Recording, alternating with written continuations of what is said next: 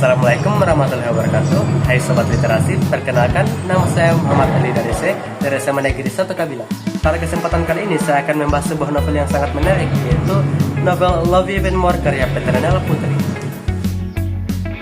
Saya memilih buku ini karena tertarik dengan desain covernya yang menampilkan latar langit di dunia mimpi pada malam hari dengan kesan yang sangat menyenangkan. Selain itu, ceritanya juga menggabungkan tema cinta dengan latar dunia bisnis serta sedikit unsur fantasi yang membuat saya semakin penasaran untuk membacanya. Sebelum membahas isi ceritanya, mari kita kenal identitas bukunya terlebih dahulu. Love You Even More ditulis oleh Petronella Putri dan diterbitkan oleh Media Pressindo pada tahun 2013. Buku ini memiliki tebal 190 halaman dengan dimensi 13 x 19 cm.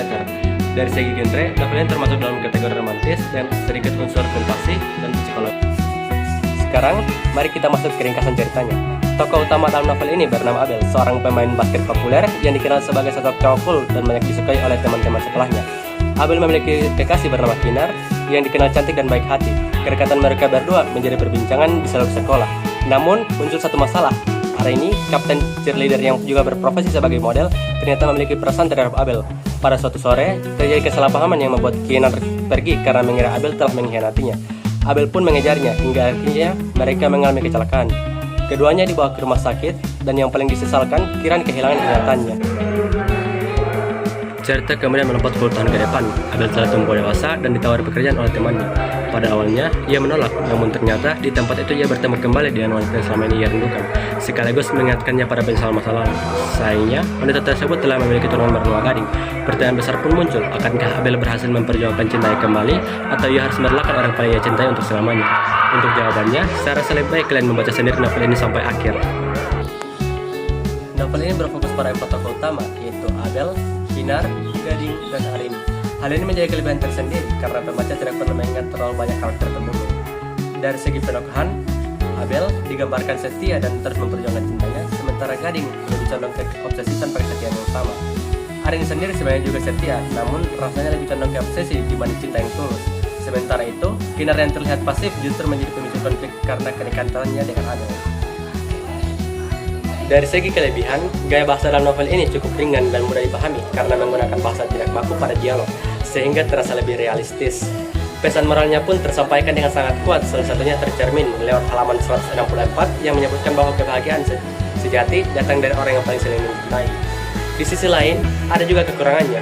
Beberapa dialog berbahasa Inggris tidak disertai terjemahan, sehingga pembaca perlu menerjemahkannya sendiri. Selain itu, identitas salah satu tokoh dapat ditebak lebih awal karena petunjuk yang diberikan cukup banyak. Secara pribadi, saya cukup tersentuh dengan banyak pelajaran hidup yang ada di novel ini. Salah satu momen yang paling berkesan bagi saya adalah ketika tokoh Kartika yang berulang kali mengucapkan kata seandainya. Penyesalannya muncul karena keputusannya di masa lalu untuk memisahkan Abel dan Kinar yang justru memicu konflik di antara keempat tokoh utama. Bahkan sampai membuat Kinar terluka secara fisik. Sebagai seorang kakak, saya sangat merasakan penyesalan yang dialami Kartika. Namun, saya juga memahami sudut pandangnya. Ia khawatir bahwa jika ia membiarkan Kinar dekat kembali dengan Abel, kejadian serupa akan terulang kembali. Karena itu, saya pribadi tidak bisa sepenuhnya menyalahkan Kartika, meskipun keputusan tersebut berakhir menyakitkan.